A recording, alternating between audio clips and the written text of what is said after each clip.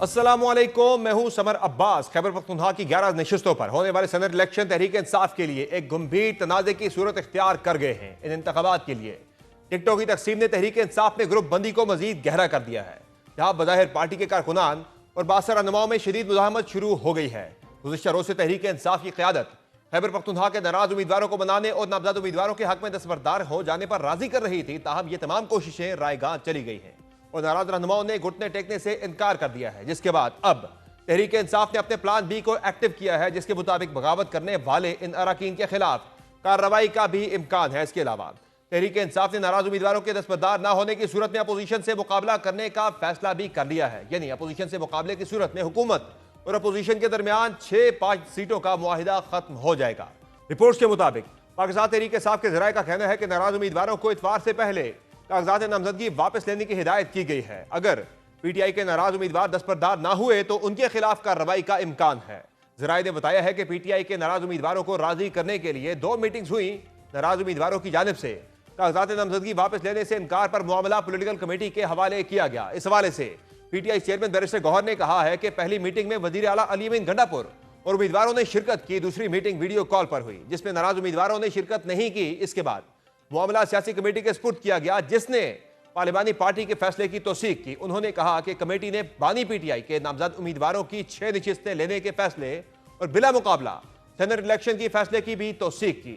Chairman P T آئی کا کہنا تھا کہ امید ہے باقی سینٹ امیدوار سیاسی کمیٹی کے فیصلے کا احترام کریں گے، جبکہ کاغذات نامزدگی واپس نہ لینے پر دوبارہ فیصلہ کریں گے کہ امیدواروں سے متعلق کیا کرنا ہے۔ واضح رہے کہ گزشتہ شب تحریک انصاف کی سیاسی کمیٹی نے پارلیمانی کمیٹی اور سیاسی کمیٹی کے پرانے ناموں کی توثیق کی تھی۔ فیصلے کے مطابق عمران خان کی طرف سے سینٹ کے الیکشن کے امیدواروں کے جو نام فائنل کیے گئے تھے، پارلیمانی کمیٹی اور سیاسی کمیٹی نے انہی ناموں کی توثیق کی ہے۔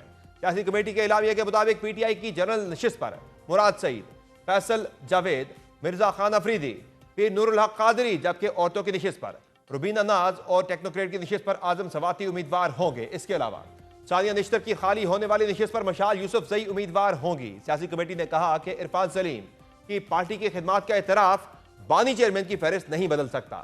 سیاسی کمیٹی میں مشال یوسف زئی پر بھی اعتراضات اٹھائے گئے، لیکن بانی چیئرمین کے چناؤ کی وجہ سے انہیں امیدوار تسلیم کر لیا گیا۔ گو کہ گزشتہ شب سیاسی کمیٹی نے یہ دعویٰ بھی کیا تھا کہ عرفان سلیم سمیت سینٹ کے ناراض امیدواروں نے کاغذات واپس لینے کا بھی فیصلہ کیا ہے، تاہم یہ دعویٰ فی الحال تو غلط ثابت ہو رہا ہے، کیونکہ ناراض رہنما اپنے موقع پر بضد ہیں، جن کے بقول وہ آخری بال تک لڑیں گے۔ اس متعلق آج پی ٹی آئی کے ناراض امیدواروں کا اجلاس ہوا، جس کے بعد عرفان سلیم، سید ارشاد حسین، خرم ذیشان، عائشہ بانو، وقاص اور اورکزئی کی قیادت کے سامنے ڈٹ گئے۔ انہوں نے سیاسی کمیٹی کے فیصلے کو تسلیم کرنے سے انکار کرتے ہوئے سینٹ الیکشن کے لیے جمع کرائے گئے کاغذات نامزدگی واپس لینے سے انکار کر دیا ہے۔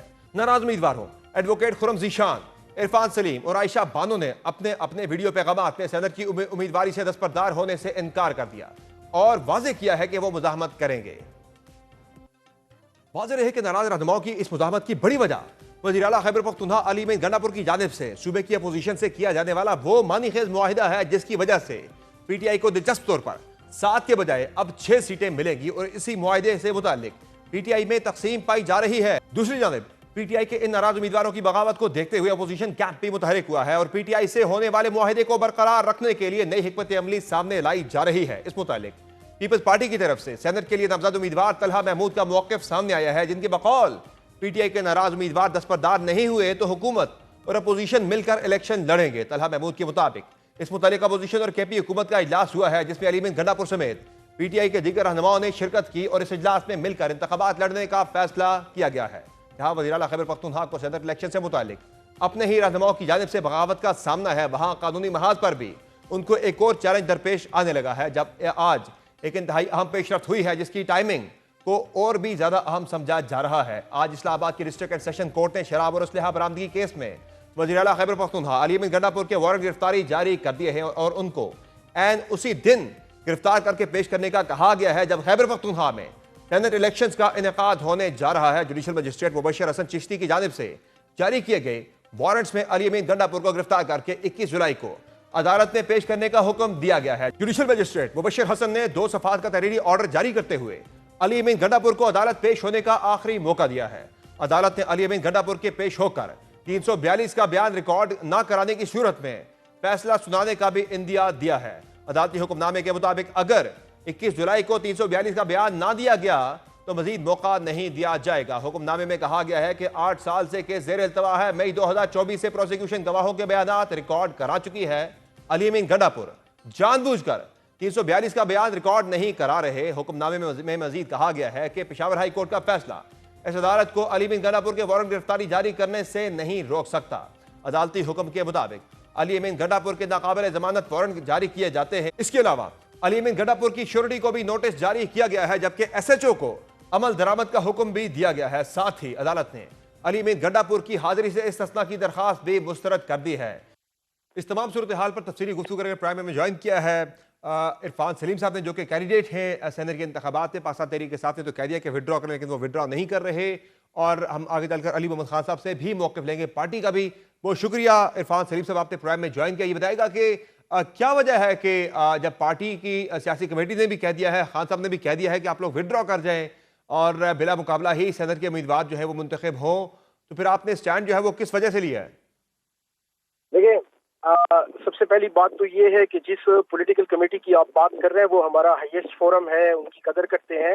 लेकिन एक दिन पहले उसी पॉलिटिकल कमेटी की मीटिंग में 13 में से 11 लोगों ने ये डिसाइड किया कि पार्टी जो है वो इलेक्शन करेगी, और इलेक्शन के जरिए हमारी तादाद सबसे ज्यादा है, तकरीबन 92 लोग हैं, और हम आराम से अगर 9 नहीं तो 7-8 सीटें हम निकाल सकते हैं। तो इस वजह से एक तो वो वाली हो गई। कल की जो पॉलिटिकल कमेटी की मीटिंग हुई है उसको प्रॉपर मैनूवरिंग करके जो है वो जो डिसीजन लिया गया है वो भी अक्सरियती फैसला नहीं है, वो भी 2-3 वोट्स का फर्क है उसमें। तीसरी बात, जो आप कह रहे हैं कि आप इलेक्शन में क्यों जा रहे हैं या आप टिकट्स के ऊपर क्या है, देखें इस वक्त ना हमें किसी सीट की जरूरत है, ना हम ये सेनेट की सीट जो है वो हम मांग रहे हैं पार्टी से। कोई चीज हम नहीं मांग रहे। हम सिर्फ इस वक्त ये स्टांस है हमारा कि इमरान खान पिछले 700 दिनों से इस वक्त जेल के अंदर है, उनकी खातून खाना जेल के अंदर है। हमारे जो शाह महमूद कुरैशी साहब, सेनेटर इजाज चौधरी साहब, डॉक्टर यास्मीन राशिद साहब, उमर सरफराज चीमा साहब, ये सब लोग जो है वो जेलों के अंदर बैठे हुए। इमरान खान के भांजे को जो है वो मिलिट्री की कैद में 10 साल उनको जो है वो सजा। ये तो सब ठीक है, लेकिन ये कल जो परसों आप सेनेट के इलेक्शन में फिर भी जाना चाह रहे हैं पार्टी के फैसले के बरखिलाफ, तो उस एक्सरसाइज का आपको क्या फायदा होगा? मकसद क्या है इसका? देखें, ये जानना चाह रहे हैं। हम जो एस्टेब्लिशमेंट के हिमायत याफ्ता उम्मीदवारों के हक में जो खैबर पख्तूनख्वा की असम्बली को इस्तेमाल करने की कोशिश की जा रही है, हम उसके खिलाफ खड़े हैं। मुराद सईद कौन है? इसके अलावा जो फैसल जावेद है वो कौन है? पार्टी के जो कैंडिडेट्स हैं हम उसके ऊपर बात नहीं कर रहे, पार्टी के कैंडिडेट्स के ऊपर बात नहीं कर रहे।